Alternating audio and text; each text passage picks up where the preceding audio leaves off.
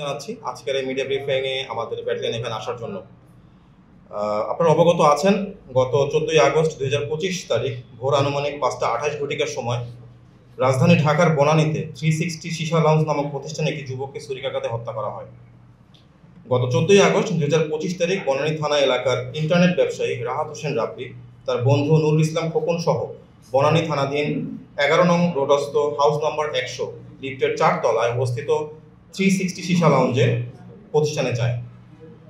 গত 14ই আগস্ট 2025 তারিখ আনুমানিক ভোর 5:28 সময় উক্ত ভবনের 4র্থ তলা থেকে সিঁড়ি দিয়ে নেমে দ্বিতীয় তলায় আসার সময় আসামি মুন্না এবং মাসুদুর রহমান হামজা ভিকটিম রাহাত হোসেন রাব্বির পথরোধ করে দাঁড়ায়।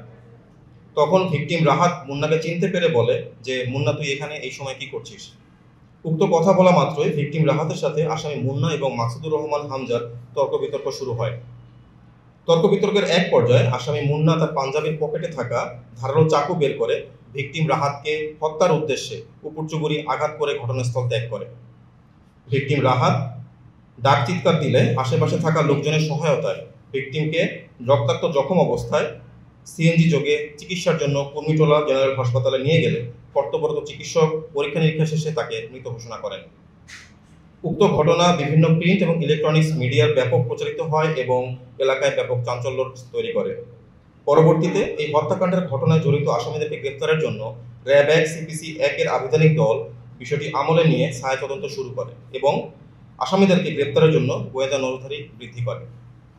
ঘটনাস্থল এবং আশেপাশের সিসিটিভি ফুটেজ দেখে যা সংগ্রহপূর্বক বিশ্লেষণ করে আসামি শনাক্ত করতে সক্ষম হয়।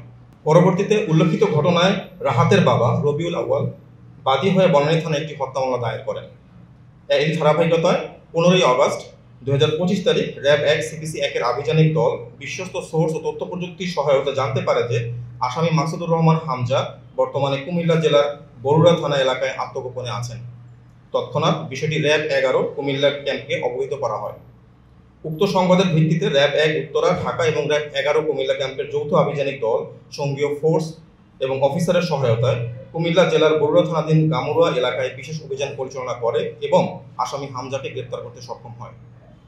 গ্রেপ্তারকৃত আসামি হামজাকে প্রাথমিক জিজ্ঞাসাবাদে সে জানায় ঘটনার সাথে জড়িত অন্য আসামি মুন্না তার আশেপাশে অবস্থান করছে। হামজার দেওয়া তথ্যের ভিত্তিতে আসামি মুন্নাকেও কুমিল্লা জেলার বরুড়া থানাধীন গামুড়া এলাকা হতে গ্রেপ্তার করা হয়।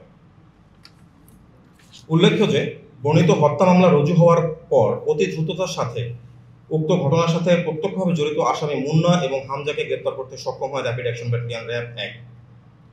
গ্রেপ্তারকৃত আসামিদ্বয়কে জিজ্ঞাসাবাদ এবং তাদের দেওয়া তথ্যের ভিত্তিতে র্যাব 1 এর আভিযানিক দল পুনরায় অভিযান পরিচালনা করে 16ই আগস্ট 2025 আনুমানিক রাত 1:01 সময় ডিএমপি ঢাকার মোহাম্মদপুর থানাধীন রাজিয়া সুলতানা রোড এলাকা হতে বর্ণিত হত্যাকাণ্ডে ব্যবহৃত একটি সুইস গিয়ার চাকু উদ্ধার করে। আসামি মুন্না এবং হামজাকে জিজ্ঞাসাবাদে আরও জানা যায় যে ভিকটিম রাহাতের সাথে আসামিদ্বয়ের দীর্ঘদিন যাবৎ বনানী সীসা লাউঞ্জে আসা যাওয়া এবং এর মাধ্যমে পরিচয় ছিল এবং সীসা লাউঞ্জের ভিতর আধিপত্য বিস্তারকে কেন্দ্র করে তাদের ভিতরে দ্বন্দ্ব চলমান ছিল। উল্লেখ্য যে ঘটনার দিন রাতে আনুমানিক 1:00 সময় ভিকটিম রাব্বি আসামি মুন্নাকে উক্ত সীসা লাউঞ্জ হতে বের হয়ে যেতে বলে। আমরা যেগুলো নাম পেয়েছি এই দুজন হচ্ছে মেইনলি ওখানে, একজন হচ্ছে, যদি আপনারা ফুটেজটা চিন্তা করেন, ফুটেজের সাথে একজন লাঠি দিয়ে বাড়ি মারে, তার নামটা এখন আমরা জানতে পারি, তাকে আমরা খুঁজতেছি। আর একজন হচ্ছে যে স্ট্যাবিং করে দিয়ে, মানে আপনার চাকু দিয়ে। সো এ হচ্ছে মেইনলি হচ্ছে মুন্না।